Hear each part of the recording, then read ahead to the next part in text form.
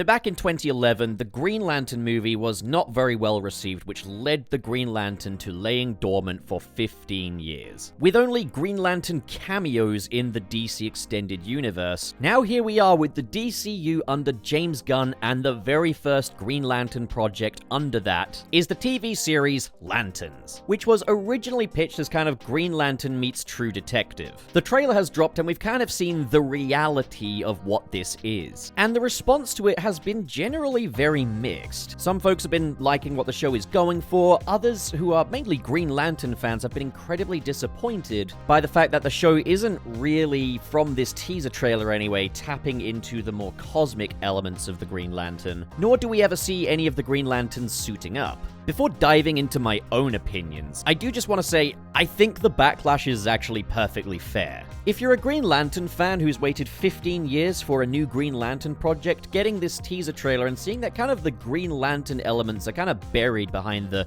True Detective of it all, this is going to come as a shock. I like the Green Lantern. I can't say I'd call myself like a diehard Green Lantern fan, but I do think the Green Lantern is really cool. John Stewart is my Green Lantern because I grew up with the Justice League animated series, and John Stewart was the Green Lantern in that show. And this is very much John Stewart's Green Lantern story here. We're not getting a big cosmic lanterns in outer space adventure. What we're instead getting is a world-weary, reluctant to retire Hal Jordan Green Lantern training John Stewart, and I think John Stewart's story is going to be really interesting here because if it's anything like in the comics, he's effectively the backup for the backup, coming into that full-time Lantern role. Hal Jordan is often portrayed as quite brash and arrogant, and they've really played up the kind of spikiness of Hal Jordan in this trailer.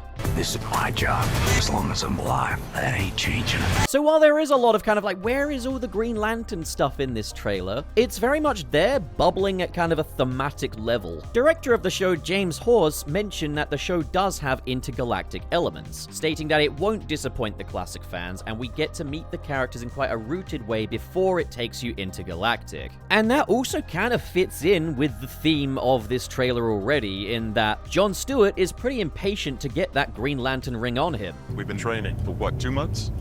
And I haven't even worn the ring yet. But Hal Jordan's ego is kind of holding that back. So I think for this teaser, they're showing us the roots of the story before we get into the more conventional Green Lantern stuff. I think it's still going to be approached with that quite gritty True Detective twist, but at the end of the trailer, they even teased Chip the Squirrel. And they're aliens. One of them's a fucking squirrel.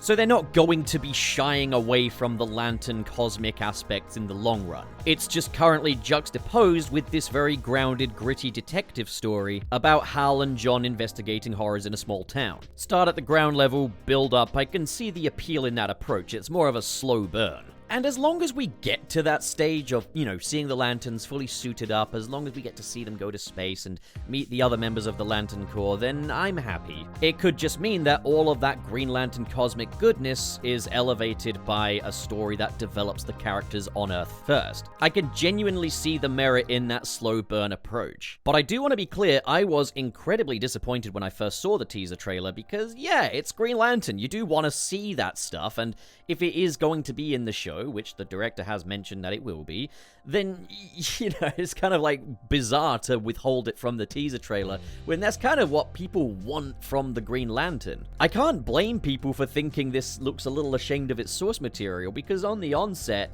it kinda does. But that doesn't mean that it will be. But also there's a lot of folks saying, what did you expect? They always said it was going to be a True Detective kind of deal, and to be fair, not everyone necessarily followed the slate. There are some people that just love the Green Lantern, that heard a Green Lantern project was on the way, and this is what they got, and they're not too pleased with it. You can also just disagree with what was initially pitched, and then still be like, okay, this still doesn't look good. But even then, like, if you look at Spider-Man Homecoming, that was a Spider-Man movie in the vein of a John Hughes movie, kind of a Ferris Bueller's Day Off thing.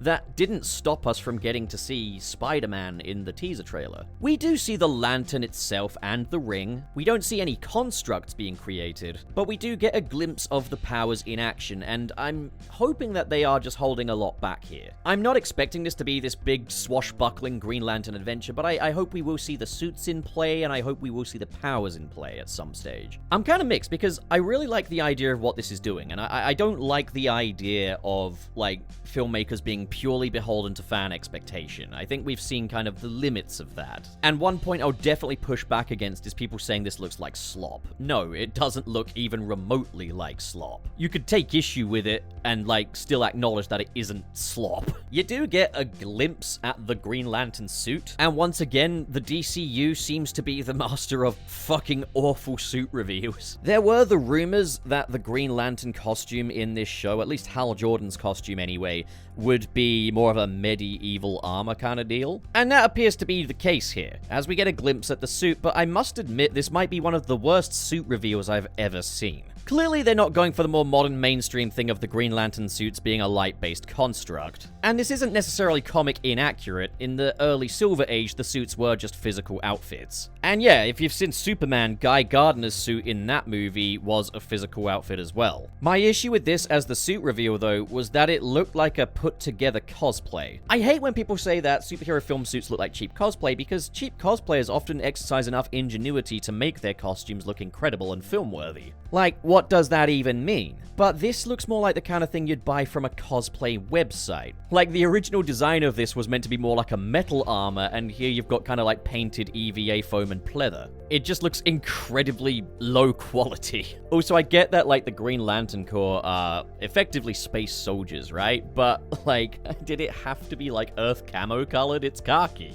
He's the khaki lantern.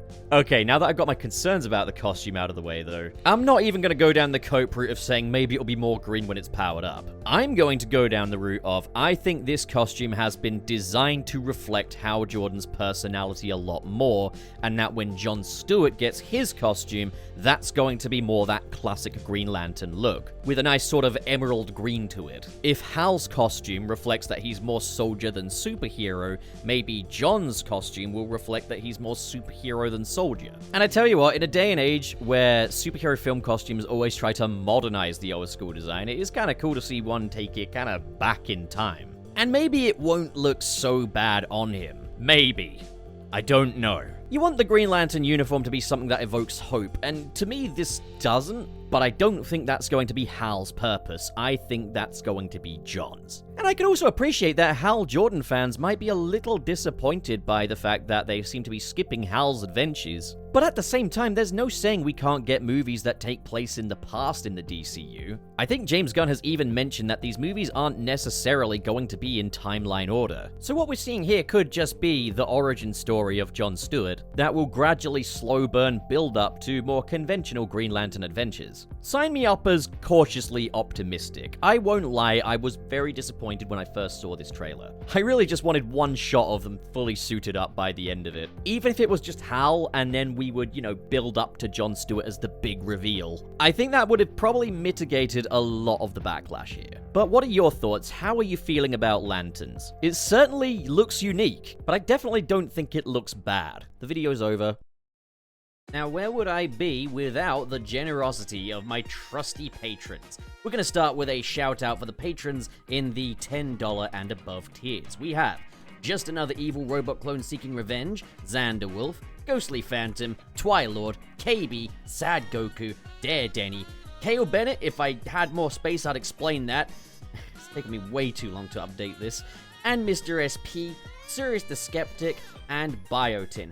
And now, on to the patrons in the $5 and above tier. We've got Joseph Tribble, Press Play to Jason, Gideon Wells, Basic Content, Ben Raven, Reese Burns, Manalza, Goat Cannon, Silver, Josh Strider, Grant Allen, Marv Animation, Cho Henshin, RT0, Carl X, SSS06, and Vera Wild. Thank you, good folks, so much for your generosity. The video's now over. Get out.